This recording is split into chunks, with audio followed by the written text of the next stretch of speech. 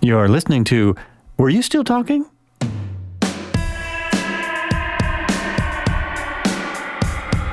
Hey, welcome back. This is Joel Albrecht, and you are listening to Were You Still Talking, as the intro probably said. Today in my studio, okay, not my studio yet. Hopefully we'll get back to that someday, but on the Zoomio, I have Andrew Monroe. He's an independent writer with a semi-successful book, A Leaf and a Pebble, and a bucket of expert experience in the startup world. He helped run an internet service provider in the WISP industry, which I didn't know what was, but now I do because I looked it up. And he grew that to over $4 million a year in revenue before he decided to do something else. His book hasn't topped the charts yet, but it was only published at the very end of 2019, so it will soon. Apart from writing the next book, Andrew spends a fair amount of time as a marketing expert for his company, Axe and Bow. Also very interesting. He's also led an adventure-filled life, climbing dozens of buildings, peaks, and everything in between, earning multiple Spartan Race Trifectas, which is not an easy thing to do, and even placed in the top 20 at a Spartan Sprint in Dallas. He's been an avid fitness enthusiast. He's even experimented a little with biohacking. He has a background education in global affairs with a minor in Japanese. That probably didn't help with the Russian podcast he just did. And too much time playing tennis. Too much time playing tennis. Wow, how do you spend too much time doing tennis when you're doing all the other thing? Anyway, he was raised in the Texas Panhandle. He's from Amarillo, Texas. We were just starting to talk about that town. Andrew, how you doing? Really nice to see you on the podcast. Hey, thank you so much for having me. I love coming on, and you have probably the most professional setup I've seen yet. So this is going to be fun. Thank you. I'm good. It's pretty hot down here in Amarillo. I was driving back to my house and thinking about just how badly I want to get a summer home that is not in Texas. Oh, really? Yeah, it is. You can't go to the grocery store without having to come home and shower. But, yeah, I spent a summer in Arkansas when I was a wee lad, and I remember that. Yeah. Arkansas actually can get hotter here, despite them not being as far south. They average like 100 and above. So sorry about your childhood. Yeah, it was fun for a minute, and humid, really humid, so that you could not get dry, which I'm sure you are experienced. Like you take a shower and you're just wet. This is my third shirt today. And it's not 3 p.m. Wow. Well, I'll just try and get the heat from your end because it's not warm here yet. Well, y'all will get there. Also, thank you for that intro. I almost sound interesting. Not quite there yet, but we'll get there.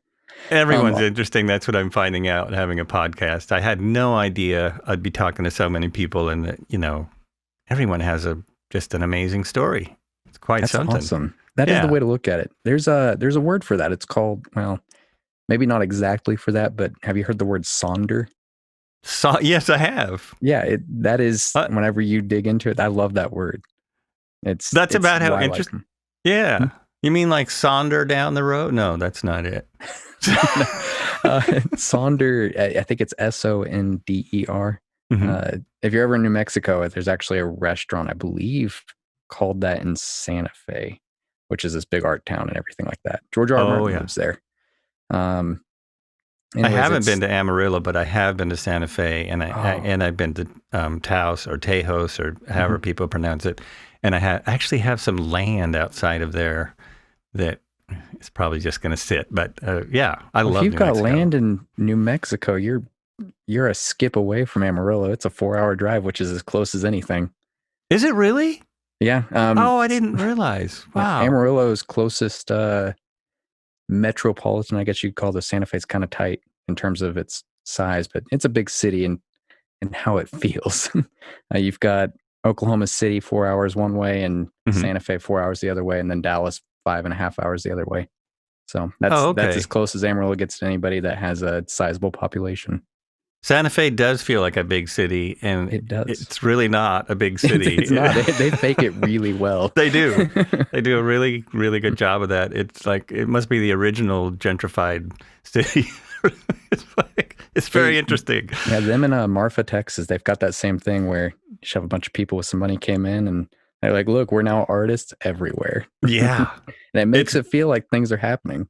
It does. They have artists everywhere and surrounded by, the original Americans, Hmm. which is, it's it's pretty amazing place. I really like it there. Cool little dichotomy going on. Yeah. So one thing I wanted to ask, is there armadillos in Amarillo? Not as many as you would think with that, what would be a really cool way to say Amarillo armadillos. Uh-huh. Uh, I think I've seen 2 ever. Oh, really? Yeah. Well, that's And more than I've seen, it's except a in the cause for zoo. excitement. Yeah. The zoo has them? I've seen them in zoos. I think I've seen one before, and I know it wasn't out in the desert. So, I yeah. think our zoo has armadillos. We have a really small zoo though. I've seen a couple rolling by and they look pretty cool. We used to have a baseball team called the Dillas, which was the armadillos and then shortened into Dillas. I think it was baseball. It could have been hockey, honestly. I'm not even sure. It's been a while. But no, we don't have a lot of them. We have a lot of rattlesnakes and doves and pigeons. That's about the wildlife. Oh, a lot of rattlesnakes. There's a lot of rattlesnakes in eastern Oregon. I still have only seen one rattlesnake in my life, which is bizarre because there's a lot of rattlesnakes in Oregon, and I lived in California for 11 years. There's a lot of rattlesnakes in California. The only one I ever saw was in Griffith Park in the middle of LA. It was. Yeah, it was bizarre. Populated. What the heck? Yeah. It is populated, but it's like Central. Well, it's even more isolated than Central Park. It's a pretty big area. So there's a lot of wildlife but I didn't expect to see a rattlesnake there. I saw this. I like snakes, so I saw this big black snake slithering along, and I got closer because it was huge, and I noticed a big rattle on the back. All right, you go on ahead. Yeah. I'll hang back. We'll pass on this one. Yeah. You don't want to get bit by those things. That's what I hear. It's a bad day. I've not been bit. I would be very unhappy. But I follow some guys that have shown me how imperceptive I might be when it comes to snakes. So they're in this area, and I'm in the same boat. I've seen maybe 5 rattlesnakes my whole life, and they were very major experiences for me. But these guys will go out and they just take pictures of all these snakes. They run around looking for snakes, and every single time they post a picture, and then they say there's a snake in there, and I have no idea. You can't see it in the picture if you're just casually looking. And then they zoom in, and sure enough, there's a rattlesnake. So from what they're saying, and the point of it is that you are actually seeing snakes all of the time, but they're just still, and they're so well camouflaged that people like you and I just don't even see them. We walk within feet of them, and they just hang out and they do their thing, and we never even see them. So it's probably really made me scared. That's funny. I used to live in LA, so we would go to Joshua Tree Park whenever we could. It's not very far.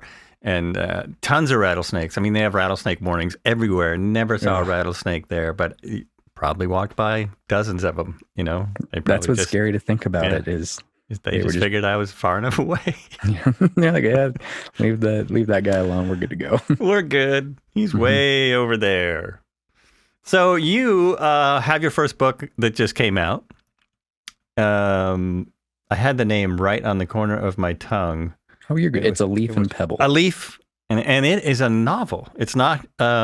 It's not about marketing. It's not about being a mudder. It's actually a novel and a like fantasy world book, right? That's correct. Yeah. So I know that seems a little confusing with what looks like my background, but I actually started the book while I was still in school, in college specifically. So it's just what I read, and it's what I actually like to do. The whole marketing and all of that kind of stuff, that came from life happening, I guess you could say. Those were things that were almost thrust upon me. Okay, and while that was happening, I was still writing.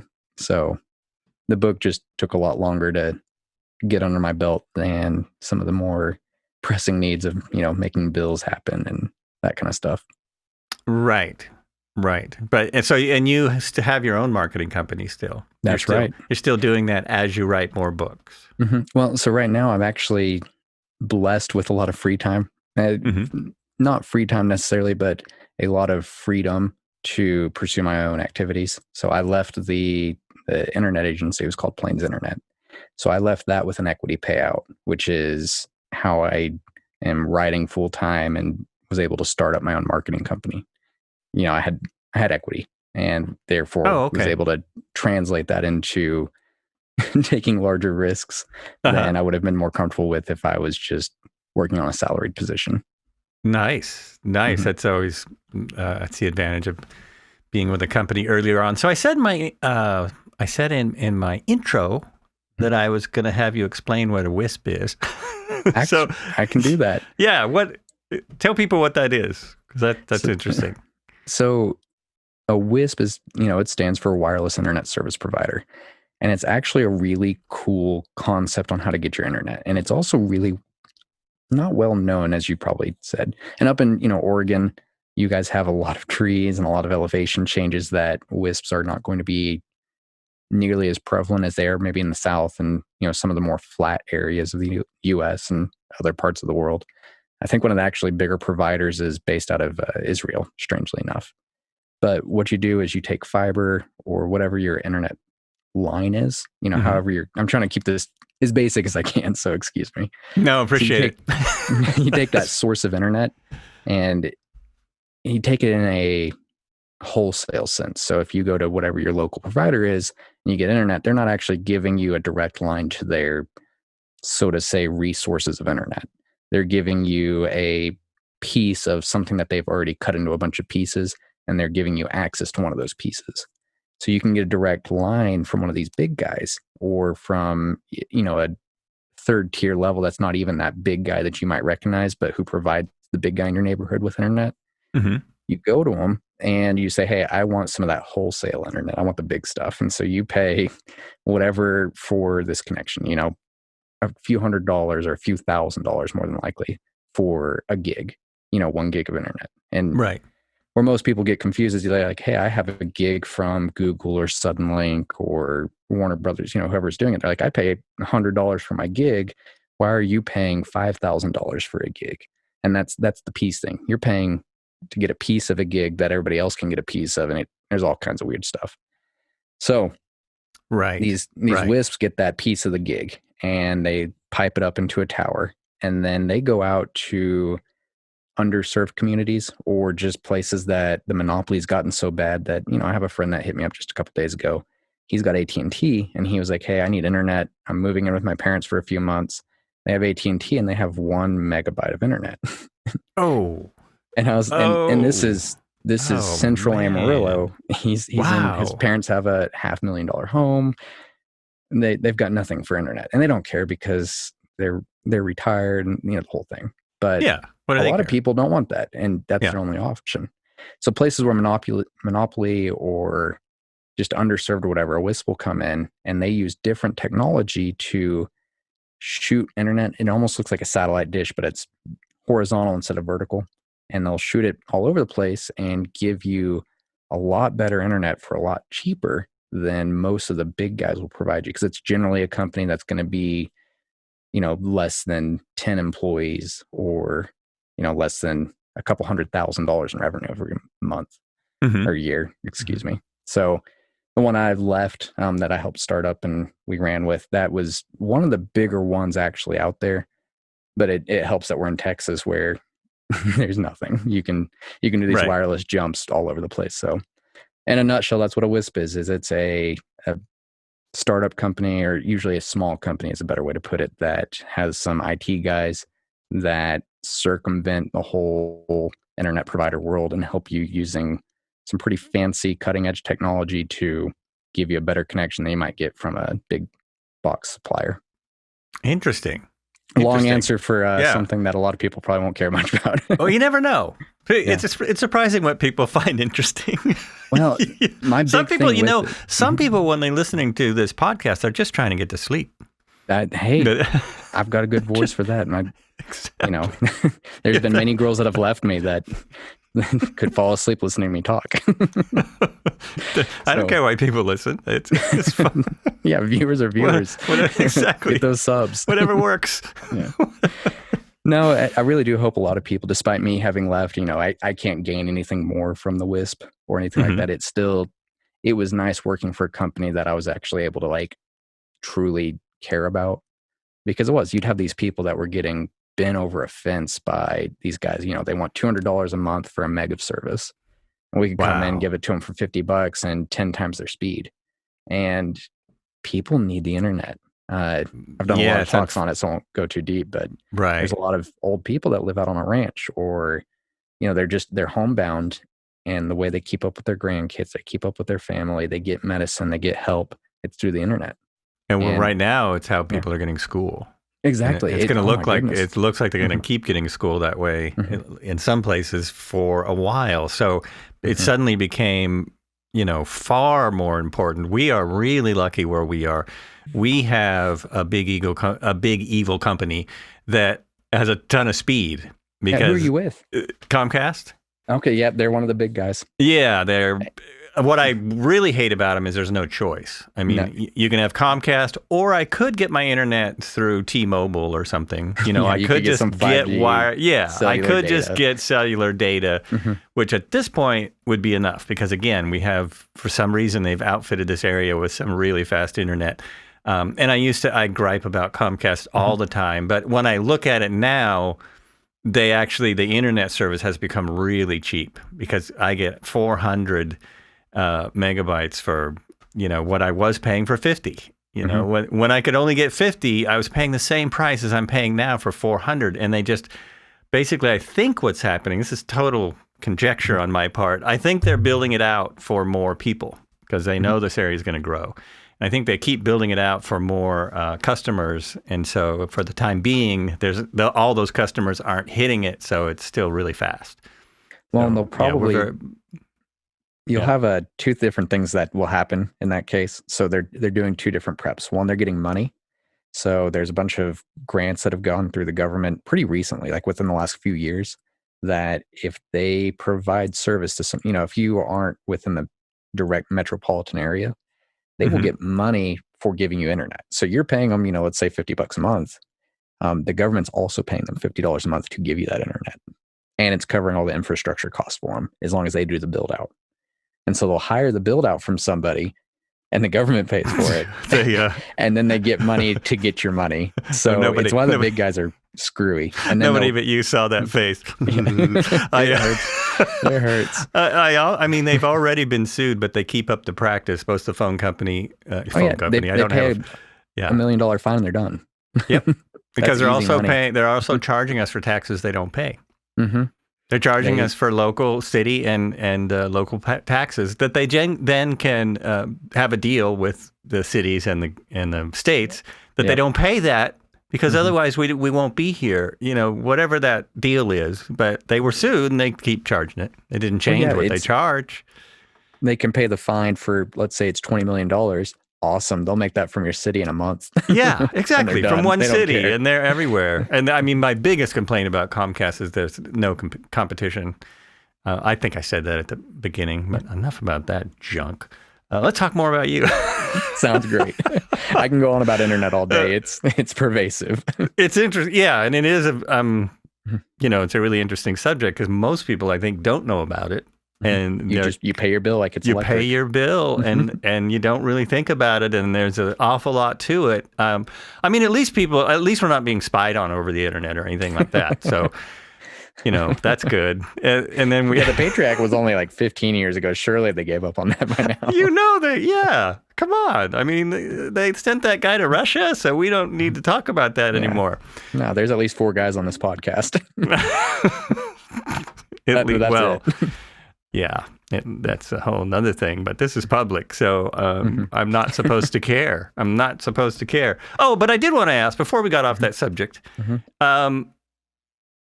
is what Tesla's trying to do kind of similar to a giant WISP? He's trying to do satellite internet?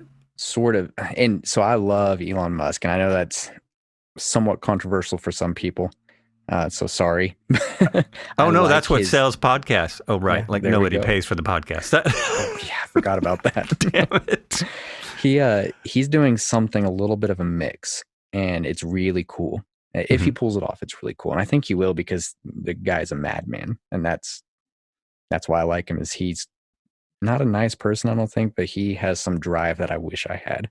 So you have satellite internet, which I'm sure you actually have access to out at your place. But it's terrible internet and it's overpriced. But what he's doing is satellite internet, but he's doing it low orbit. And that's really hard to do because, and to really understand it, it gets really technical, so I won't get into that. But the solutions to make internet good from satellite are really hard to make happen. And to do that, he's sending up multiple satellites. I don't know if you've seen the stars, like the Starlink train. We had pictures of it.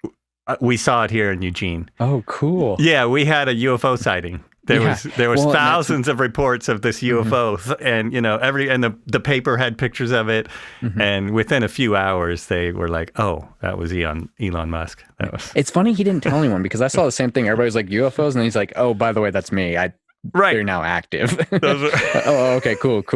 Well, I can see why he wants to keep his secrets about something like that. It's a pretty big project. Yeah, it's really cool though. So instead of doing one, he's doing multiples, and that changes the technology where the internet's actually viable to use for anything, beyond emails.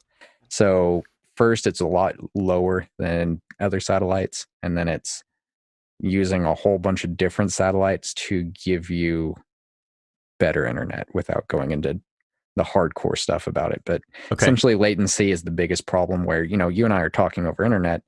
If you have really bad latency, that's where you get that really bad chop. And if you're watching a video, it buffers really hard and sometimes it just drops out entirely. That's the big problem with satellite. And he's fixing that problem by essentially getting some really smart people and throwing ridiculous amounts of money at them and then spending a ridiculous more amounts of money to get things up in space. So short term, he's going to be in what a normal company could not handle in terms of the red. But he is able to use whatever the hell charisma he's got that allows him to be a 20-year payoff. Right. So he doesn't care about being in the red. I mean, his car company, I don't know if it made profit one year. I don't know if that's still true. I think they made profit one quarter, I think. One quarter. I think there was a quarter that they broke even. Right. But his stock just keeps shooting up. Yeah, they're at like $1,400 a share right now. It's absolutely nuts. And wow. But that's the world. Something I want to roll by you since we were talking about the government stuff. Have you watched Hamilton recently with Disney Plus? I feel so fortunate that I did not. I spent a long time, I guess it's 4 years, watching as little about Hamilton as possible because I wanted to see it one day. Okay. I really want. I want to see this play. Oh, absolutely. Because I figured it would come. Broadway shows come through here because we have a nice theater. So generally the traveling show comes through or it comes to Portland, which is not that far. So I'm like, I really would like to see the whole production. So yes, I watched that the 3rd. I guess it was July 3rd. Yeah. And to do it because Disney Plus cannot show, it won't come up. I don't have a device to show it on my television. So I had my computer and and a dock on the computer plugged into a HDMI port. Sure. It looked pretty silly, but wow. Yes. Anyway, so I saw it, blown ready away. For a revolution after watching it myself. Yeah, just really blown away. And I see of course, immediately people come out with all the criticizing it and that's not how it really happened, and what's he know, and that's only white people. One of the big things I saw, only white people watch that show. I haven't seen any of that. You're really? I've seen a bit of it, and it's just nuts. I mean, to me, that is one of the best pieces of art I've seen in a long time. It's for me, it's like watching football. When I watch football, it's like I could never do that and will never be able to do that, but I appreciate, those athletes that can. It was the same with this. It's like the talent to, first of all, to write it, but then all that talent on that stage performing it is just mind-boggling. And the musicians, unfortunately, don't even get any credit. No, they don't. At the very end, they're like, "Oh, by the way, these guys were down here. Yeah. Look, did you see the guys we hired?" Exactly. They did some work too. Say thanks. All right, bye. Yeah, it's always the case. But yeah, loved it. As a writer, I was talking about that today with my cousin. Actually, we were both talking about Hamilton. I was like, "How does someone write something like that and then perform it as well?" I just don't even understand that level of art. I don't either. And now that I've seen it, I mean, like I say, I resisted watching a lot of interviews. So now I really want to see him describe how he wrote it. And because I think he wrote it pretty quick. I mean, that's what I've heard, is that he wrote it pretty fast. So I'm very curious how much how many times he rewrote it, and how like if there were other people involved. How much cocaine he was on. Yeah, maybe that too. Yeah. Something. I can't imagine he slept. And some people just don't seem to sleep. I don't think Elon Musk sleeps. Some people don't seem to need sleep. And also some people, I mean, and you're one of these people, some people are just on all the time. I mean, you do a lot of extreme sports and like crazy activities. What are they called? I read it in the obstacle course races. Yes. Yeah, those are extreme. And then you also are climbing buildings and rocks and things like that, trying to fall off of things. That's fun. I sleep so much, though. I see people like Lin-Manuel Miranda and Elon Musk. I'm like, how do I get on that level? And it honestly eats me up. Like, I don't want this to be a sad podcast, but it it causes me no shortage of bad feelings towards myself, because 10 o'clock rolls around, or 9:30, and I'm in bed, and it is tough for me to get up before 7:30. I want like 9 to 10 hours of sleep, and these guys are functioning on 2 hours. I don't get it. I don't get it either. I honestly think, and this is from a amateur podcaster's point of view, that there's something different about their brain. I'm having someone on in a couple of days who is on the autism spectrum, and I'm going to ask her about this. I think that it's just like Da Vinci, like even Benjamin Franklin, Hamilton. I think there's something that's not the same as most of us. I think the same thing about professional athletes, because professional athletes, it takes an incredible amount of physical skill to even get there at all. But it also takes an amazing amount of drive. The skill's not going to do it. You've got to have that. It's like the people who become bodybuilders. They are physical freaks, but also they're mental freaks, because to take that much steroids, first of all, and be okay with it and not react to it, there's something different about them physically, that they're able to do that. And then you can't get that big or that fast or whatever without an incredible amount of work, just an amazing amount of work. And, but I did want to say that sleeping is really important. More and more sleep studies are coming out every year saying Americans are in big trouble. You got to sleep. So it's good that you sleep. Most of us need it. Most of us need it. Yeah. The average person, it's a really good thing. And it's only going to help recover from when you're doing mudders and climbing mountains and things like that. It's why you're able to do it again. There's a book that goes with that spectrum theory that actually kind of supports that. It's Homo Deus, if you've read it or heard of it. It's a dense book. It took me a while to get through, because I had to pause and be like, all right, I need to think about this. I need to look up some words, the whole thing.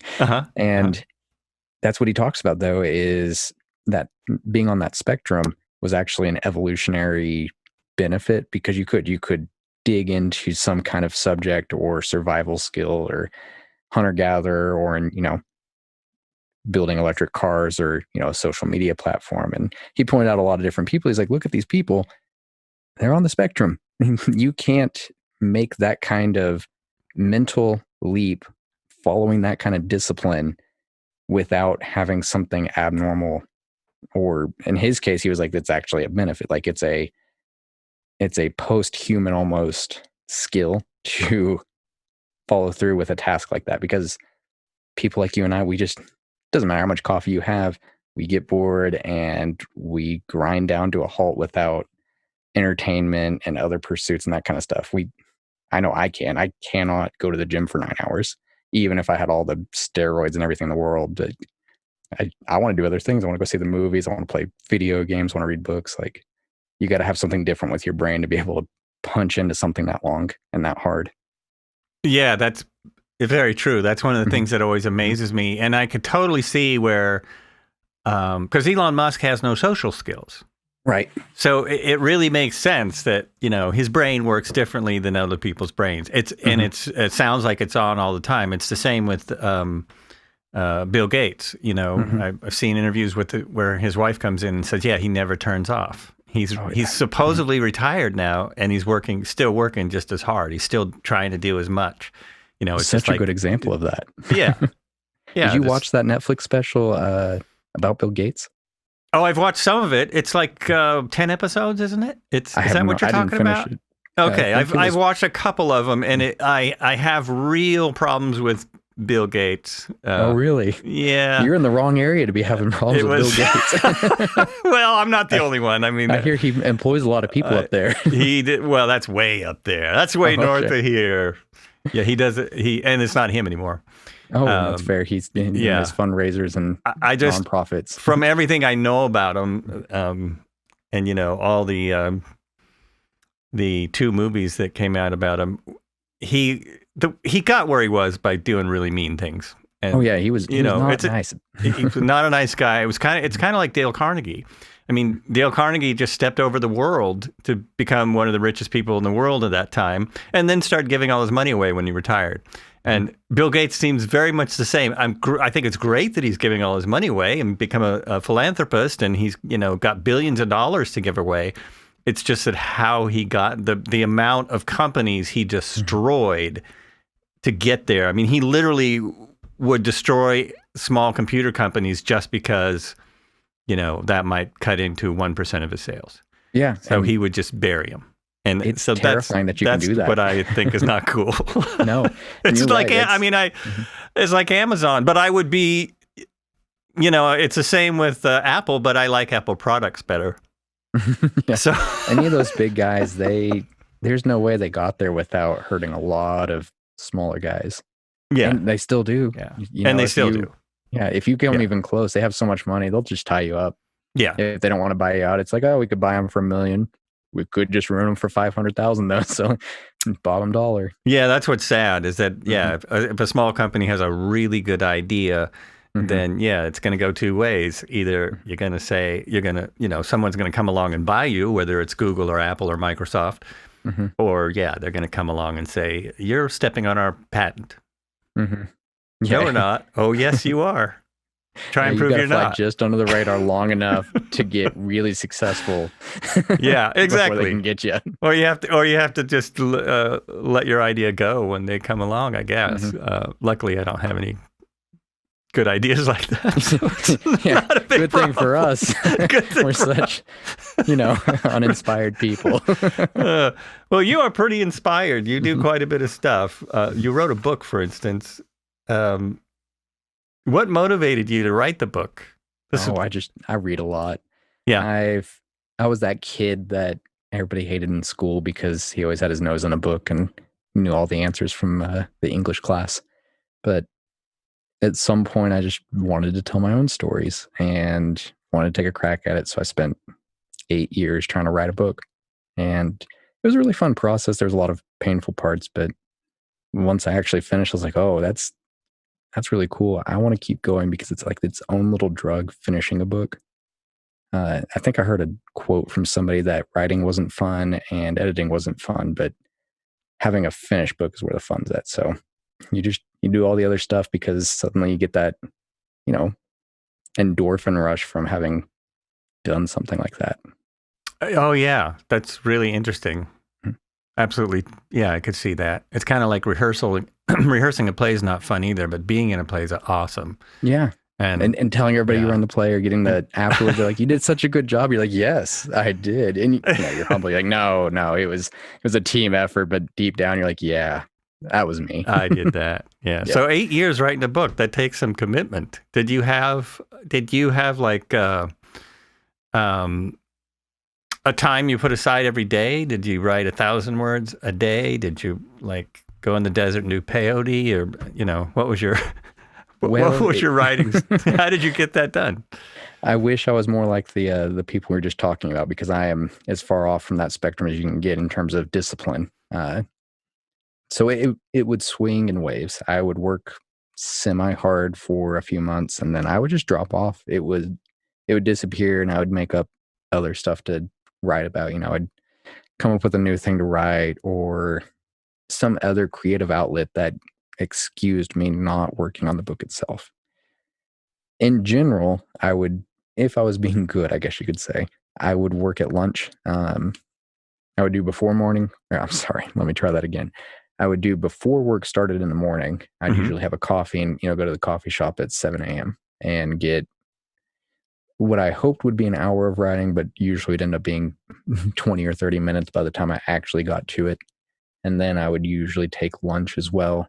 And I'd have a packed lunch and I would go down into a basement at this place I was working, or depending on the job, I'd disappear wherever I could at lunch and write. And it would go on and off for a few years. And then, a few months I would be on really well and I'd get 500 to 1,000 words a day for 30 days. And then I would disappear on the writing project for 2 months. And then when I worked with the internet company, it was a lot more time consuming. And I didn't touch it for almost a year straight at first because we were so busy. From there, I started getting a little bit more flexible with my time and creating more time. And I would work on it again in the mornings or in the evenings whenever I got off and just try and set immediately before or after work where I would go to the coffee shop or something that was able to, kind of trigger that habit and sit down and get 500 words down. So it was just kind of an on and off habit at 500 words every hour or so, once a day, every other day. That's pretty amazing to do that for 8 years. I saw in your resume that you like coffee, so I'm having a coffee hey, there you go. In your honor. I'm a big fan of coffee myself. Yeah. You guys have some great coffee in the Northwest. We do. It's true. Well, we get it from Guatemala and stuff like that. South America. Yeah, there's some amazing roasters. The stuff we drink is local Eugene roaster, so that's cool. It's nice that you have so many roasters. Yeah, it's pretty awesome. Now I lost my train of thought. Oh, keeping it up for 8 years is an incredible discipline. I think that's really commendable. I've been in movies that took more than 8 years to make, small, no budget movies, and I'm just amazed at the producers that kept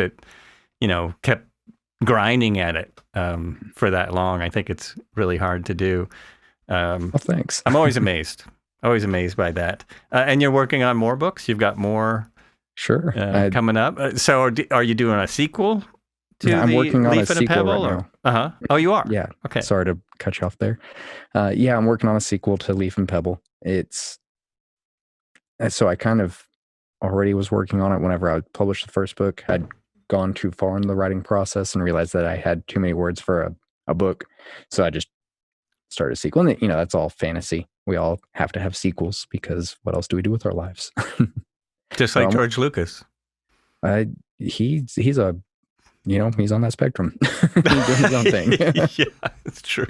So I'm working on that. And then I actually have a friend who helped edit my book. And for whatever reason, he didn't have the same response that you had. He was like, oh, this looks easy. I want to do one. So we're writing a book together, and it's more on the startup side that we talked about and the marketing, everything. And it's less about marketing and startup. It's more about working within a business and moving up in a business and how to balance your social life and your career life and all the different things we've seen is, managing people and all the stuff that you miss whenever you're coming into a company. Because I'm 29.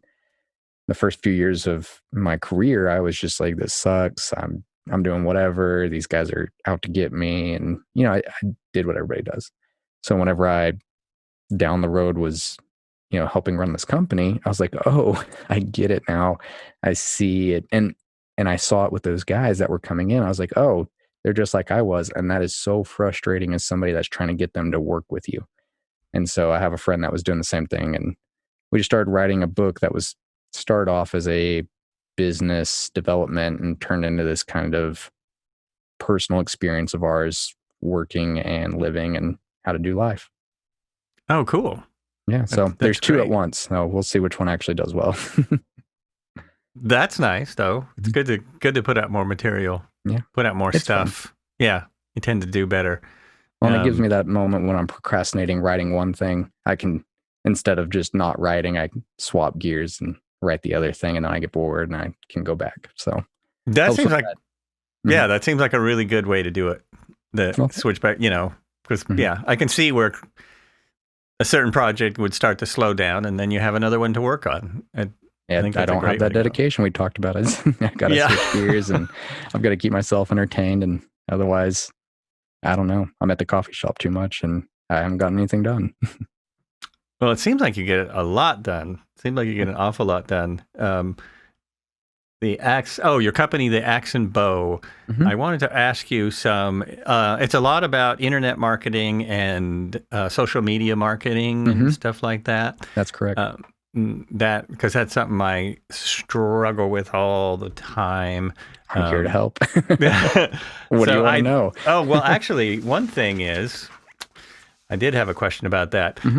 You talk about helping people with organic marketing and organic growth. And I understand very little, but it seems like organic growth is a far better way to grow an internet presence than just buying it. So what's the difference there? And is it better? Is organic growth better than just purchased growth? Because I see a lot of both. Yeah. So kind of the difference. So what we're talking about when we're talking about organic marketing, especially digitally, is you are bringing people to your, let's say your Facebook page. We can use that, or your podcast.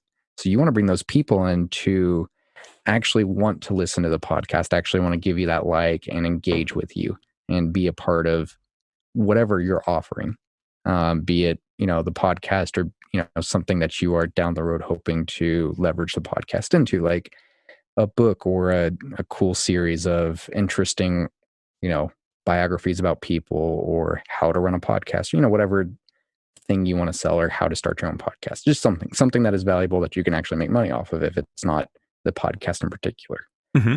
But anyways, you want those people to actually be involved with you, because that's how you grow for free.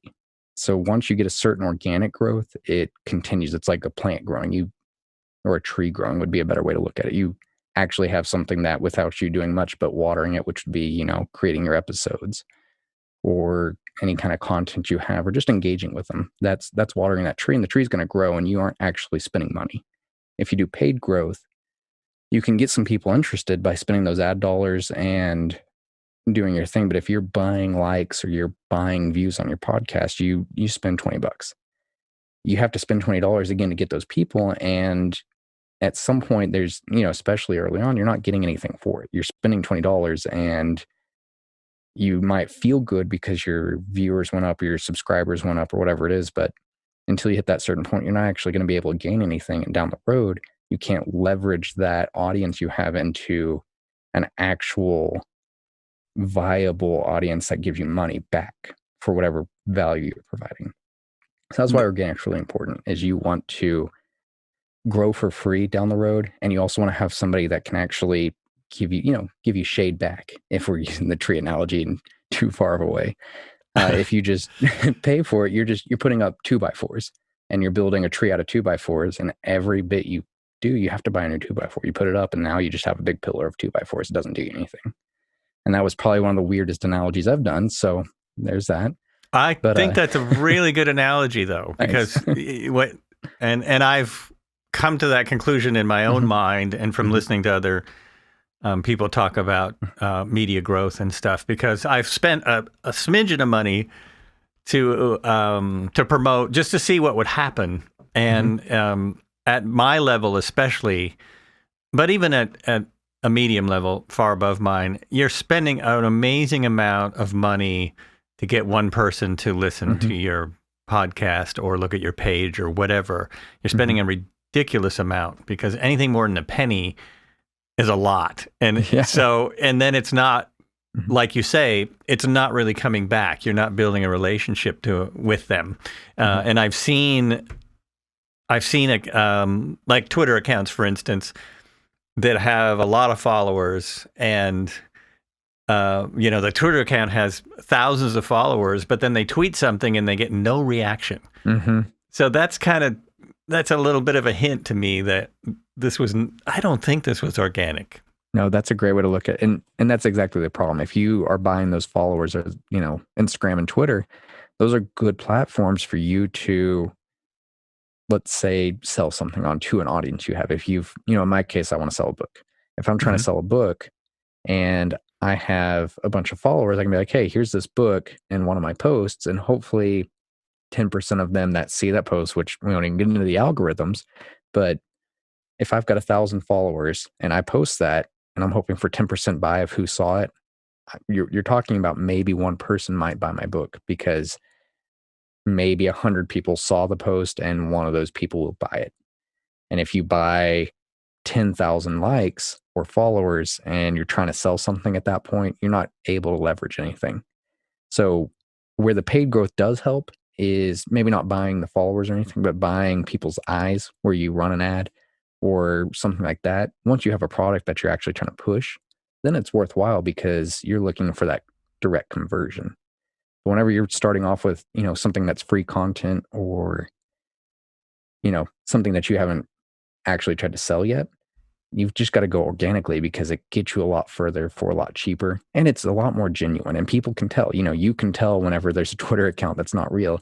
And it sours you towards whatever they're doing. And you're like, I don't want this. Like, this person cares more about those numbers than about actually giving me what they're promising.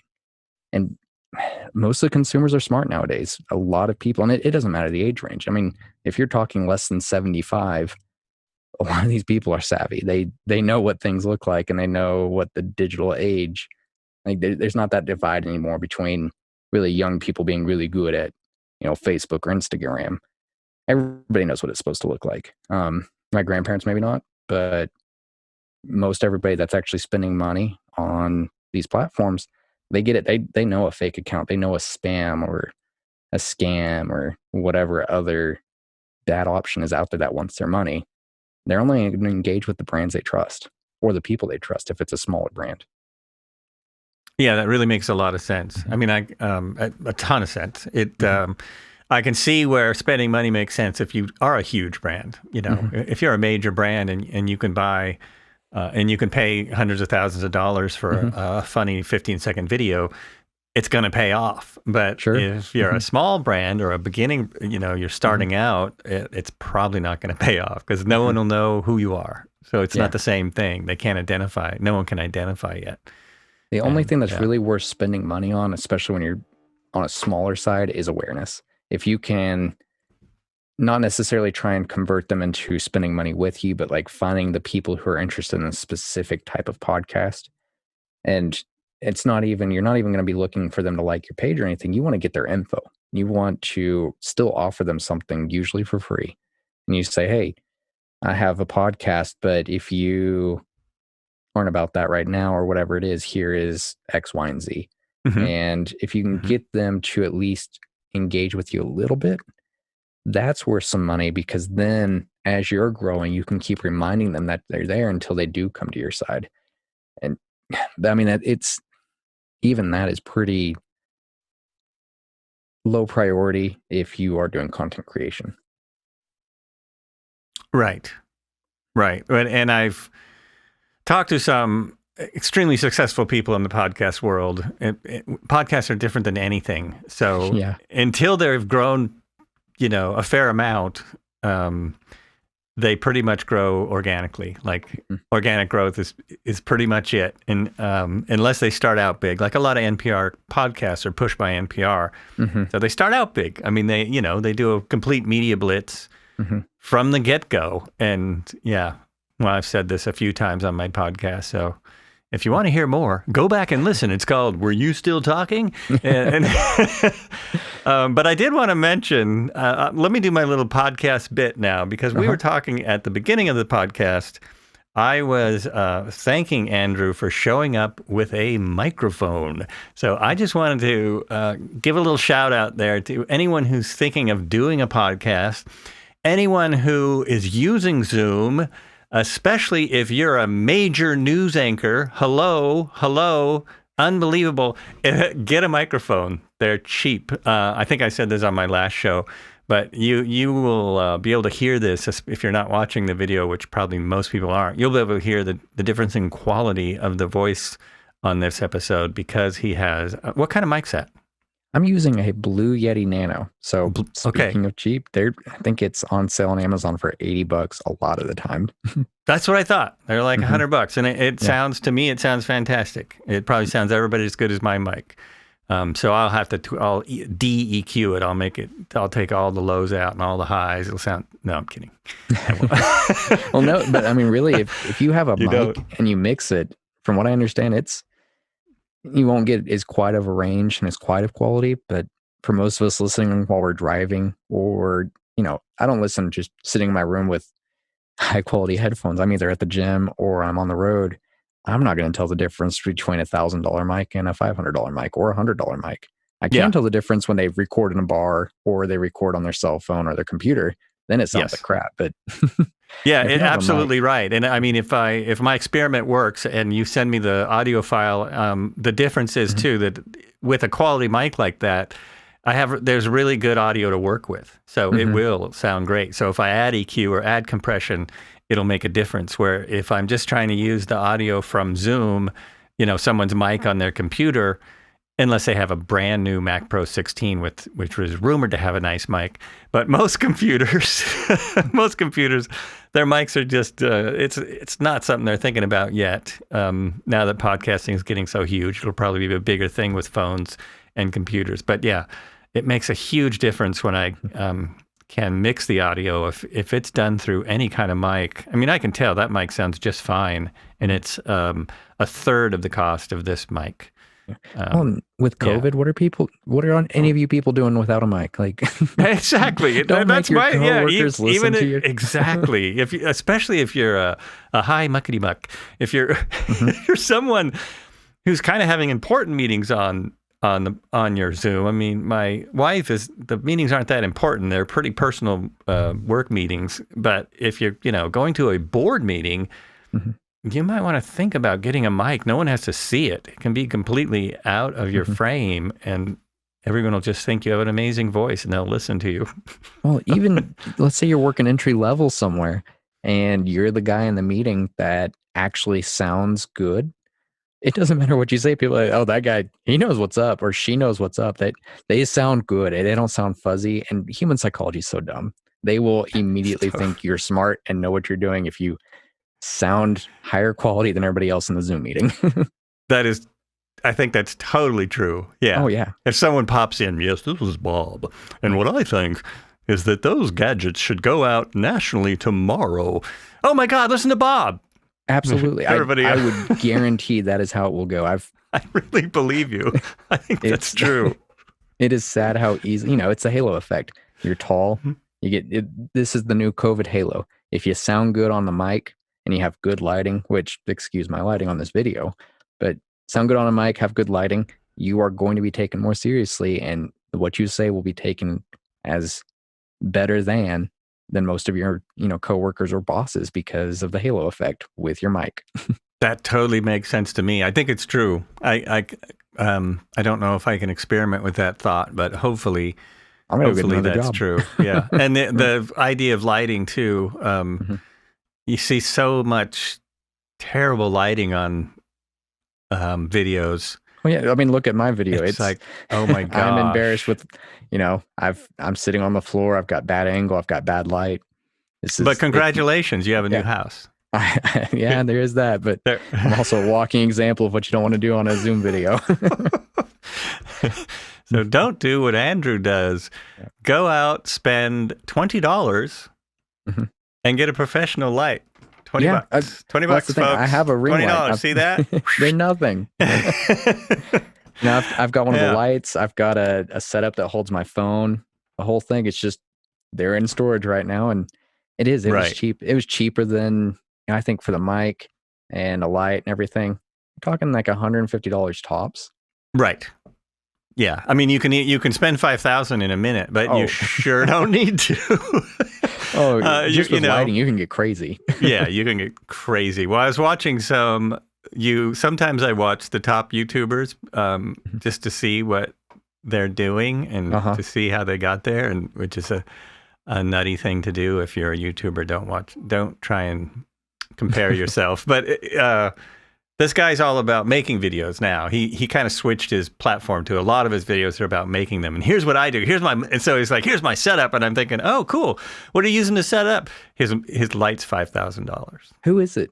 His light. Now I'm forgetting his name. It's an M. Oh, geez. Is it that black guy? Spakey. No. He's a skinny Caucasian man with lots of tattoos, lots of energy. His videos are all like this. It's all he's usually, but he does some incredible stuff. He's about any cut. Everything's a cut. Well, that didn't tell you anything. That's everyone. Now. That's everybody. It's funny watching old movies. McKinnon or McTiernan. I think it's been too long. I'm looking through my phone to see if there's any. Yeah, my history's not even showing it today. It's been too long since I looked at one of his videos. But anyway, doesn't matter. He has enough viewers. Yeah. He has millions of followers, and I do appreciate people like him because he started out very small, literally started out with an iPhone. And he really worked hard growing his channel. And one of the things he did as it started to grow was he just put money back into it. And I think that's a really smart move with, any kind of enterprise like that. Well, and then once you hit that point, what is a $5,000 light? What's 4 of them? Exactly. Yeah. Cool. Where he's at now, he's probably making in the millions, at least yearly. So a $5,000 mic is nothing. That's the guy I was thinking of. He's exactly like that. He does technology and video equipment reviews. Same exact thing. He's like, oh, hey, here is my setup today. And it's like, oh, there's a $10,000 camera, $5,000 light, $10,000 light. And he's like, hey, I'm going to see what these two $5,000 light differences are. And oh, look, this one's a little better. Yeah, I think I've seen that guy too. I think exactly. I've been sucked into his videos and they're charismatic and they're so well done because they have such expensive gear. You're like, it's like watching a movie. Exactly. It's like how to make your video look amazing. Are you kidding me? Oh, come on, man. I could easily make a movie with what you're sitting in front of. Like easily. That could make quite the you can make a feature film with that stuff. And you're using it to do what we're doing, sit in front of a camera and the talk. Price ranges are wild. Entry's nothing. And then the maximum, I don't know if there's a maximum. There's no maximum. Well, there really isn't because you could go to I don't see anyone doing this yet on YouTube, but you can go to movie level cameras, which start at about $20,000 for the body alone, and then starting adding lenses and so there's no top. There's no top. What's great is where we started with all this BS is the entry level is extremely affordable and works good. You don't. It's need great. much. It really is great for the price points, and if you're not trying to make a feature film or make millions on YouTube, you're fine. Exactly. And unfortunately, a lot of people are realizing that these headphones, which are professional studio headphones, I've used the same headphones for years and years. These are Sennheisers. No, they're not. Yeah, Sennheiser 280 Pros. And I wear them because I want to look like a podcaster, and because I want to hear what I'm saying. But you can't get them right now because so many people are starting up there, are doing stuff like this. See, I don't have studio headphones. They're sold out, and you don't need them. No, mine are some Bluetooth headphones that were $50, and they have an aux cord to plug into my mic, and I hear myself fine, and it's great. Exactly. They work absolutely fine. I have studio headphones because I play drums and record drums, so I want to hear. You have a podcast. And I have a podcast, but so do you. We haven't even talked about your podcast. Are you still doing the podcast? Yeah, I am. Mine is, I think I'm on episode 9 we've, put together, but that's the thing. I'm just doing it with a friend, and we aren't really interviewing people or anything like that. So it's really just us. I'm sorry. My sister sent me this just a couple weeks ago, and it was a meme, and it said that podcasts nowadays for most of these guys are just an excuse to have an intimate conversation with your friend because boys are emotionally locked off. And I was like, that's that's what we're doing. We write some stuff, and then we essentially have a phone call and record it, and we got our 2 Blue Yetis and our laptops, and drop it in a garage band, and now we have a podcast. I think that's how the biggest podcast in the world started out. I really do. It was, it was just him and his buddy going live to YouTube. It's now literally the biggest thing on YouTube. Not on YouTube, but biggest podcast. It's not even close to the biggest thing on YouTube. Oh my gosh. No, those kids. That's that kid opening the Nerf guns. Yeah. Jerk. Exactly. I want to do that. Yeah. It's little kids doing things like that are the top thing on there. But what's the name? I really like the name of your podcast. What's the name? Dead by Tomorrow. Yeah, Dead by Tomorrow. I like that. And what's the concept? What's the name come from? So that's actually the second. So it all ties together, that it's the same friend who helped edit the book, and his name's Daniel. And we started writing a book together, and we kind of got our first draft finished, and we enjoyed it. But honestly, it went back to some of the issues I ran into publishing my first book, and me wanting to do some things more efficiently on the marketing front, and just getting it right the second time, at least on that separate avenue, on the non-fantasy avenue of books. And so we wrote this book as I was like, hey, we should make a podcast about this. We're having these conversations about what we wrote and fixing the writing and everything like that. So let's swap over. There's this book called Content Inc., which is really good, and it's kind of the concept we're going for. And essentially you build a big content cycle. So we've got the book in the process. We're still working on it, fixing it up, editing it, that kind of thing. And that will be what I was talking about, like the value proposition where we try and sell it. So down the road on the podcast, we'll be like, hey, we have a book. If you like what we're talking about, please buy our $5, coffee cup priced book. And if we have enough followers, hopefully that turns into maybe not a lot of money, but at least a semi-passive income. And in the meantime, we get to hang out, talk, do our podcast and that kind of thing, learn some new skills. And we do the podcast. And so that's what the podcast is it's Dead by Tomorrow is the book. And the whole concept of the book and the podcast is, what would you do today if today was your last day? And it's kind of the opposite, or the other side of the YOLO coin that all the kids are about, which I probably shouldn't say that because I have plenty of friends that are about the YOLO coin.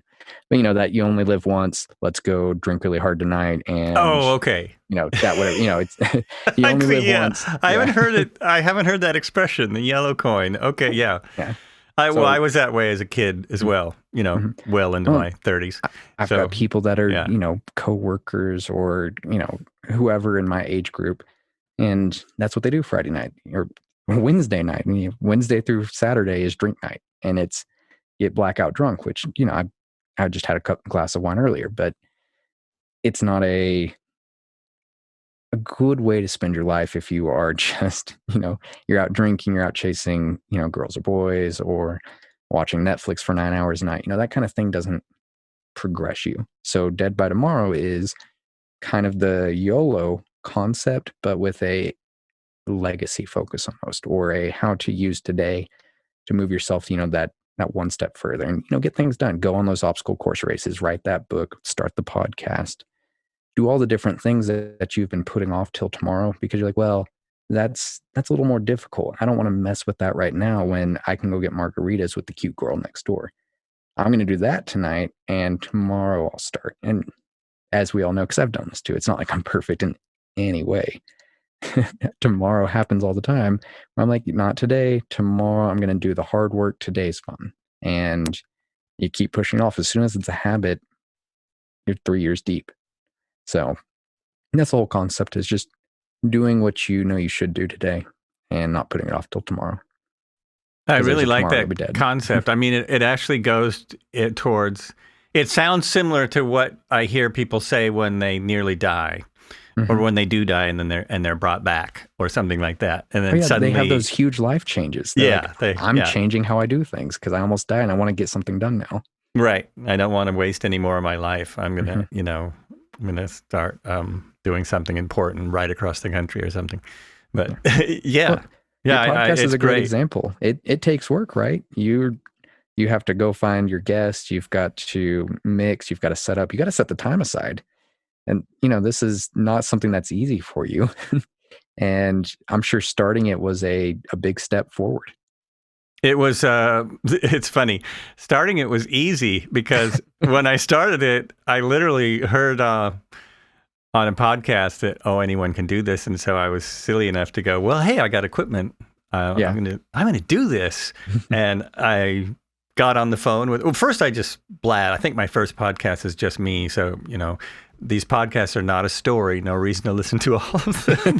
You don't have to go to the beginning. You don't have to start at the beginning. But I just started blabbing to myself, and I thought, well, that's pretty boring. But of course, being having an ego, I wanted to put it out there. And then I did one with a buddy of mine where just him and I talked, because we talk on the phone all the time. So I talked with him on the phone, and I was like, well, that's really fun. What if I actually, had some people in and interviewed them? And I started out in my studio here, and really fun, very, very much like another big podcast where I don't worry about, which is not the best move if you're going to start a podcast. Like your podcast has a theme. That's a really good idea, especially as you know, from a marketing point. Mine is kind of all over the map, but I did zoom in on the idea of talking to people who are inspiring, talking to people who are doing stuff with their lives. The idea of your podcast is kind of the kind of thing I'm trying to put out there. I don't talk politics because that is right now not a very inspiring subject, and because it doesn't matter which way. It doesn't matter which way you're going. It's just sad, and it's all about pissing off the other side. I mean, if I had a political podcast, it doesn't mean I won't talk politics. I will. I'll rant all day long. But all that's about is making certain people go, yeah, and everyone else go, you idiot. And it's a sport now. It's not not a discussion. It's just exactly. It's just very weird. Sad. It's because I grew up in a very political family. Followed politics a lot, and so the state of it now is like, where do you even go with this? Where do you Hamilton? We're going that route. There you go. Yeah, we pretty much are. That's true. I'm ready. Sadly, yeah, it pretty much are. So anyway, that's what I was talking about. It got hard right away. As soon as I decided, well, I want to put it out, then yeah.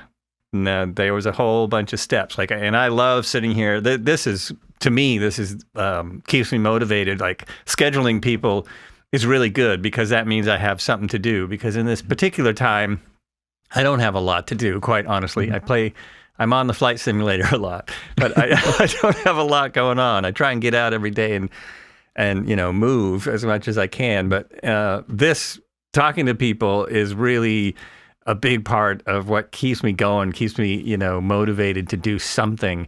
And it's great because it is a lot of work, and doing the podcast then makes it makes it easier to do the work, because I have, once I do a podcast, it's like, oh, that was really fun. That was really good. I need to get this out there so people can hear what this person said. And it makes life far more interesting. So it kind of gives you a sense of fulfillment, it sounds like. A big time. It does. And I don't know why, because there's nothing that value. I don't know that there's that much value in it, but it gives me a huge sense of fulfillment. And it does feed my ego, because mostly, the people who hear it are people I know. And so they say it's great. So I understand that. Yes. I understand that. Oh, but you're right. A lot of those doing things like this, it's hard work, but at the end it gives you something. But a lot of people can't process that, the long-term result of having finished the podcast episode, and they just think, I don't want to record, I don't want to schedule, I don't want to mix, and they can't keep in mind that fulfillment like what you're getting. It's true, and it's a big part of doing any activity like this is. We talked about this in my last episode, where a lot of people seem to be starting podcasts because they've been told you should start a podcast because you do this, it's becoming kind of a business decision for a lot of people. I don't know where this started, but at some point it's like, you really should do a podcast to promote your business. And podcasting started out as just really a way for people to have fun and talk about things they love. And my podcast is doing that. I like talking to people, meeting new people all the time, meeting someone from Amarillo, Texas, in the middle of the week, just it's such a random thing. And without the podcast, it probably wouldn't have happened. I doubt we would have been on the streets of Texas. The odds of us getting to have a conversation, for that matter, Right. The odds of us running into each other is minuscule. But let's say we did, there's almost no chance that whatever we're doing out in wherever, we're going to be like, you know what, whatever this was, I'm going to stop and we're just going to talk for an hour and then I'll go back to my day. Like, you're at the grocery store, you're not sitting down. It's not very likely, especially today through a mask. Yeah. Well, you're at the airport, it doesn't matter. Unless you're stuck on a train, which that doesn't happen down here, or a plane or something, and I'm one of those people I don't talk to people on planes. Even pre-COVID, I'd pull out my laptop and I'm working on a book, or I'm listening, or I'm reading a book, or I'm playing a video game. Like, I don't want to talk to the stranger next to me. And yet you can still get something like this conversation. It's really fun. It's interesting, but you've got to build it in nowadays. It doesn't happen organically in public unless you're really going out to do that and getting somebody almost at, with their pants down. You're like, oh, that person, I'm going to talk to them for a while and they don't even know it. It's true. And actually, that used to happen to me even before I had a podcast. I would run into people like that, but I'm the same way on a plane. For one, I think that the other person probably doesn't want me to talk to them, because if they're frequent travelers, the last thing they want is somebody to sit down next to them and start going, oh, yeah, what's going on? I'm from Oregon. Yeah, we have a lot of weed up there. And, it's just, it's not like a common thing anymore. A long time ago, I think people used to talk more on planes, and I've had some good conversations occasionally, but there's always the worry of I know this. I bet this is true with you too. You sit down on the plane and you're like, okay, I hope this person doesn't start talking, because what if they start talking about X, Y, or Z? I don't. Oh yeah, that's it. I'm a chicken. Yeah. I don't want to have that cringe-worthy plane ride. I would much rather stay in my comfort zone, play with my phone, and we all have our stuff now. Heck, 15 years ago we didn't have that kind of material, but nowadays everybody's got their $1,000 smartphone and their headphones, and more baffling that they won't spend $100 on a mic, but whatever. Yeah, it's true, and it is I've noticed that is a huge luxury on a plane, because when I bought my computer, I got some free headphones, and I don't like headphones much. Like, they drive me nuts, but they're noise canceling headphones. And man, last couple of plane trips I've taken, it was heaven. Even watching a movie on my phone was interesting, because it blocked out most of the noise. I mean, I could still hear the engines, but I could barely hear anyone talking. And the engines are almost relaxing. Yeah, it's true. Yeah, with your noise canceling phone. Yeah, exactly. It's like white noise. It's just what a difference. Yeah. Totally cool. True. It's a different world. It is a different world. Yeah, completely. And now I'm wondering when, I am one of these rare people that love to fly, and mainly it's because I don't fly that much, like average once a year. So I'm really looking forward to flying again, and I'm just not ready. Not ready to jump on a plane right now. That's fair. No, yeah. I haven't heard one way or another. I assume they're just empty flights now. Like, I don't know if they're really full and people just aren't talking about it, but I feel like this is a good time to jump on a plane because no one else is on it. But maybe there's a bunch of people that are thinking that, and the planes are actually still full. Actually, everything I've heard, I've heard of people who are flying, and I've seen on news reports mostly that they're full. Oh, really? Yeah, see, for a while. What I get for not watching the news. Yeah, well, and that's a good thing. I don't recommend anyone watch the news. I watch it because I'm a crazy person, I guess. But the planes were leaving space for a while, and I think just purely for financial reasons, they aren't anymore. They're filling up the flights like they always did. They're doing everything. The mask will totally help. Well, apparently it probably will, because if everyone has a mask on, all the evidence is saying, yeah, that'll help a lot. And the news story I saw this morning was the air on the plane is actually cleaner than just about anywhere, because they're filtering the air. So, see, that's surprising. That's what I was worried about. I was like, one person, takes off the mask or, does whatever and they sneeze and now the whole plane is contaminated for 2 hours. Right. And that was my worry too. But I think that's actually not true. If you're sitting near that person, like within 20 feet, then that could be a problem because 20 feet's not, on a plane.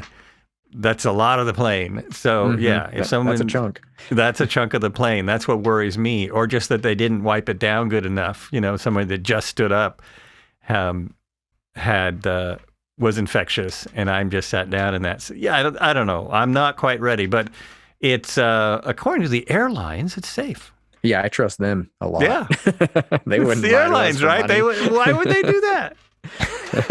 It's not like they started charging for luggage carry-ons. Exactly. It's like for no reason. I don't know. If there was a really good reason to get on a plane, I guess I would, but I'm not going to jump on there to go to Vegas right now. Well, and that not happening. Everything's still closed everywhere for the most part, anyways. Yeah. If I wasn't traveling for work, which I haven't, I'm not doing that anymore. Everything else is just for fun, and nowhere's having fun that I want to go visit. Yeah, exactly. Everything's shut down. Pretty much everything's shut down, and the things that aren't shut down they look they look a lot less safe than being on a plane. Yeah, haven't looked at Vegas, but I know I saw something about the casinos that they had space at least the slot machines, and I assume if that goes to the table games, where's the fun?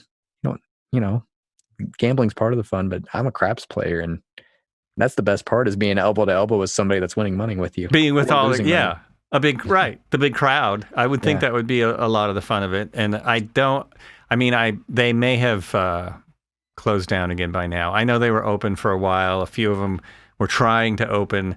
I'm not sure if they're still open at this point. Yeah, I heard about the opening. I didn't hear if they closed or not. Yeah, I'm not sure. Oh, well. Another time. I'm not going either way right now. Exactly. Another time. That will be for the future. So are you working on your pilot's license, or are you just playing flight simulators for fun? Right now, I'm just playing flight simulators for fun and frustration. I actually have a pilot's license. Oh, wow. That's cool. Yeah, I always wanted one my whole life. I started flight simming when it was in its infancy. So when I started playing the flight sim, it was wireframe. I played this combat game on a DOS machine where, you would boot into it by typing in the name of the game, and you had a floppy, and it was literally wireframe, and it was a combat simulator, but I don't care about combat because I think combat can be saved for people in combat. That's not something that I find. I don't care if people play combat games, but it feels weird to me. So you did get to land on an aircraft carrier. The big challenge was to land this F-16 on an aircraft carrier. So it was really dorky looking then, and it's slowly, I don't know if you've seen new flight simulators, but they're absolutely unbelievable. I got my license like over 10 years ago, and then I wasn't, I will never lose my license, but to fly legally, I would have to update it. So I would have to take about 2.5 hours of lessons in flying, and I could be flying again.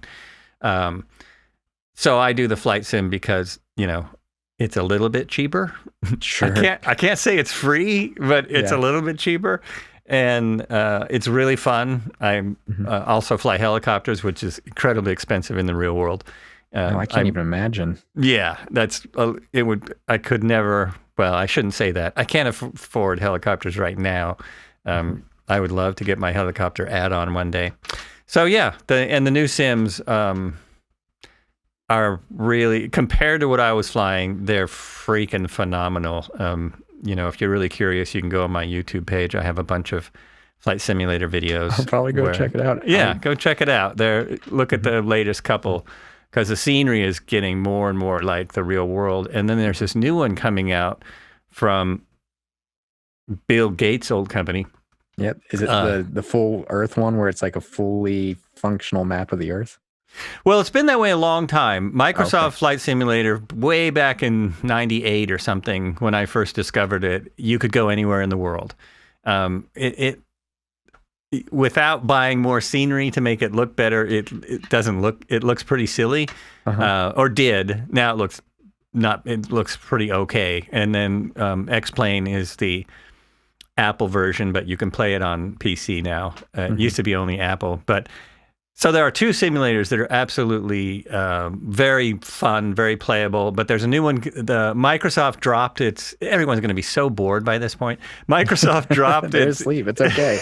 Yeah, exactly. They're fast asleep. They don't know what I'm saying. This is some weird dreams they're having now. So Microsoft had the kind of the number one simulator with Microsoft Flight Simulator X. So that was 2010, I think. And 10 years ago, they completely dropped the franchise. They actually sold it to a couple other places. And so I still fly that simulator, but it was being put out by a different company. Okay. So it's kind of complicated. That does sound complicated. It's ridiculous. So they, to everyone's surprise, they announced about 6 months ago that they're coming out with a new version. And it's extremely exciting because the videos of the new version show that they're doing the flight physics correct this time, where they didn't, before they did it with a computer and they're like, they had 4 points. So you have a plane and it had a point on this wing and this wing, and it had a point in the back and the front. And those were the points that the computer was using to figure out what happens when you fly.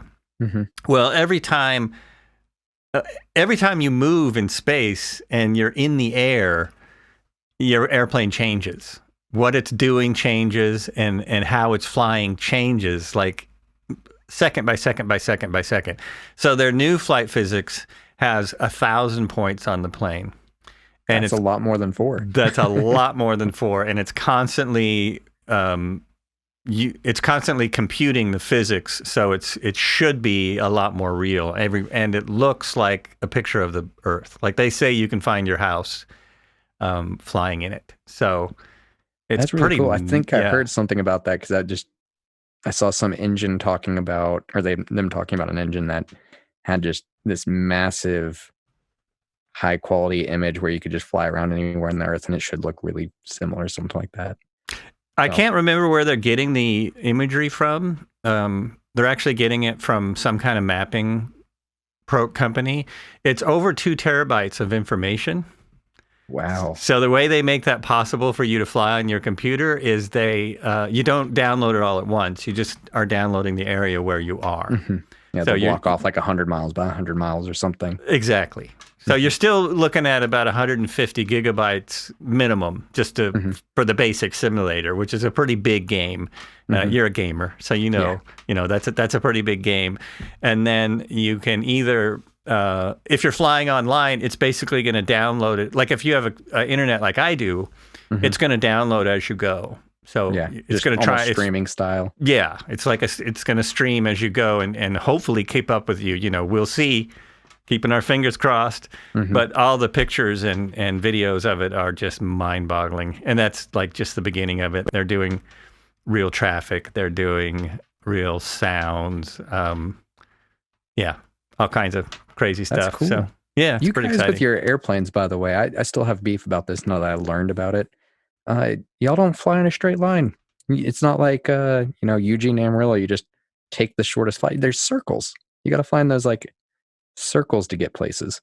That's in commercial aircraft. Yeah. See, now that's the interesting thing. If you're in a private aircraft, you are going a much straighter line. If you go in a straight line, you're probably going to hit a mountain. Because, if you go from here to Amarillo, there are some 13,000 foot mountains. So you got to be in a very expensive aircraft to just fly right over those. But you are more... that's an interesting thing you touched on. They fly in circles in the big jets because they're going to 40,000 feet and the air is better in certain spots. Like the air is, you're going to get better air when you fly in this weird pattern, and you're trying to stay away from the other aircraft, which I find very, I think that's a really good idea. Oh yeah, I'm fine with that. Also, I think you're doing something with the curvature, right? On those commercial jets. When you're on a long flight, exactly. They're basically shortening the curvature of the Earth by using the routes they use. You can't actually fall in a straight line on a curve. So and I don't even understand those flights because I look at the flight pattern from whenever I can go to Hawaii. So we're flying from San Francisco or Portland to Hawaii. And I look at their flight path, and it's a great big arc. Yeah, it goes almost up to, yeah. Yeah, and I'm going, well, go straight across the ocean. Why are you going in the arc? And I don't actually have the answer. It's something to do with winds and the curvature of the Earth. And because they're way up there, they're at usually 35,000 feet is where the cruising altitude. Where the little commercial planes fly. The big commercial planes, which I've never flown on, like 747s and 380s and, the ones that hold 300 people, they fly at 41. And private planes fly, the private jets that the Richie Riches, like the Joe Rogans fly, they fly at 45,000 feet. So they're out of the way of commercial. Basically, they're like... They're just skipping across. It's a fast car in the air. It's a fast car in the air. And we don't want to run into you little people, Yeah. You're in our space with your roads. Exactly. And they do have roads in the sky, which is a weird thing. When they're flying, It's all weird. The more I learned about it, I was just like, I don't get it. All my concepts were just off. And so that was the biggest one though for me, was the big circles that the flight paths take.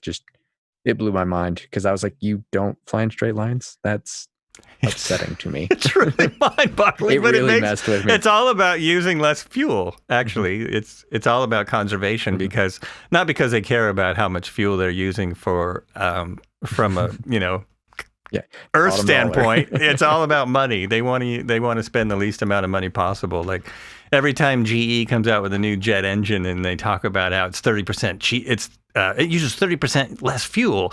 I'm like, well, yeah, because they want to make more money. It's really not because you want to make an engine with 30% less fuel. They just need to sell it so they can get that bottom line better. Yeah, they want a better bottom line. That's what it's about. If only it translated to us, in cheaper flight tickets. Exactly. That'd be cool. Be nice. No, the airline industry has been screwed up for a while. Yeah. That's another political issue, to be honest. It's all about big money and politics. That's how that got so screwed up. And again, the bottom line, because the top people make a lot of money, and most of the people in the industry don't make a lot of money, especially when you're talking about the people working in the plane. They used to get paid really well. It used to be one of the best jobs out there, and now they get paid okay, but not like things used to be. Pilots are making okay money, and then it just goes downhill from there. And then the beginning pilots, they don't make a lot of money. It's shocking. It came out. I think it was about 10 years ago now when there was an aircraft wrecked, and it basically was the pilot's fault. And then they started digging into what that pilot, that it was a beginning pilot. He wasn't getting paid much, and he just wasn't trained that well on the aircraft he was flying. And so he was, it is terrifying. He was exhausted, didn't know the aircraft that well. So when something kind of minor went wrong, it ended up crashing and killing people. That is so scary. And the way you can just die because of small mistakes like that. And on the other hand, the I hate to talk about aircraft accidents because no one understands. The accident rate with aircraft now in the last at least 10 years, it is literally so low that they can't get statistics. Well, yeah, it's safer than driving for sure. Unless you're in, what is it, Korea or... It's true, Thailand maybe Russia, and maybe there are some where they're still using 50-year-old aircraft, and they don't have regulations. But in the modern world, America, Europe, most of Asia, they literally don't have enough crashes to get statistics about airline accidents. That's how low it is. So people see one plane crash and it kills X amount of people, and they think, wow, that's terrible. I'm never going to fly. But that's out of, 1 million miles flown that day. One aircraft. Commercial never happens. Yeah. Oh, and that's what I'm talking about, commercial. Yeah. Commercial. It's the so aircraft, rare. the accident rate in private is not so good. But it's it's still tied. One of my favorite, I went to safety lectures back when I was learning to fly. And one of the favorite things that I heard, the instructor was asking all these different pilots if they've been in a certain kind of wreck or if this has happened to them, if this happened to them. And it was great because my instructor or the flight school, the owner of the flight school, everything he asked, she was like, yeah, I did. Yeah, that happened to me. Oh, yep, did that. You're like, why am I here? Like that? Well, it was cool because I was like, well, she survived them all. Yeah. And most of those things were minor. But the point he was trying to make is your aircraft is rarely going to break. If you have a crash, it's you. You did something wrong. And that's pretty much what all the statistics prove out with small, not commercial, but with small aircraft, is that it's most of the time pilots being really overconfident. They've flown too many flight simulator hours, and they're like, "Oh, I can do this, no problem." Well, and at least if you're flying and you make a mistake, it's you killing you. It's not somebody else that made a mistake on the road. It's true. That's what's scary about driving. You're driving along, you're like, I'm doing everything right, and then somebody does something wrong, and that is what's the price. Yeah, that is what's scary about driving, and or those truck tires that explode and come flying. Oh, that's scary too. They're just going along and they blow up and they wreck your car. I've had them I've had them hit my car. Really? Well, I lived in LA for 11 years, so almost anything that can happen on a freeway, it's gonna happen. You're gonna see. At least you aren't going too fast on the freeway there. That day I was, but most of the time, I mean, it's just bizarre. Different way of life. I've never seen a car fire before or since on the side of the freeway, but I would see them at least once a year. See a car sitting on the freeway burning. Really? And it just like, what the heck happened? I've only seen a car on fire once, and I was living in a questionable place when I first started, and it was behind a strip club at one of those apartments that are real cheap. Oh, and yeah. One of the girls, I guess, got mad at some guy and lit his car on fire. So I got up that next morning, and there was a car in our alley that was on fire, and they were still there fighting. And I don't even know how you light a car on fire. I should have asked her, but she was really mad. It's probably easy. It's got a bunch of gas in it. That's true. I guess if you just especially if you smoke, I would think you're it's at a bar, easy. grab a bottle of Everclear, and light it up in the car. Poof. That's probably what happened. There's been 100 different ways to light a car on fire in TV and film. So, that's good. If you I'm going to go start taking notes TV. just in case I ever got to do that. Exactly. Well, I've probably kept you on long enough. We've been talking a while. This is great. Well, thanks for having me on. You are very welcome. Thanks for coming on. And, good luck with your book and your podcast. And I will do a wrap up now. Sounds great. You've been listening to Were You Still Talking? This is Joel Albrecht, and I have had Andrew Monroe on my podcast. Check out his website. Check out Axe and Bow Marketing. Check out his book, The Leaf and a Pebble. And really great having you on. Thanks a lot. Thank you so much again for having me. It's been a blast. All right. Thanks a lot. And as I always say, be good to each other. That's good advice.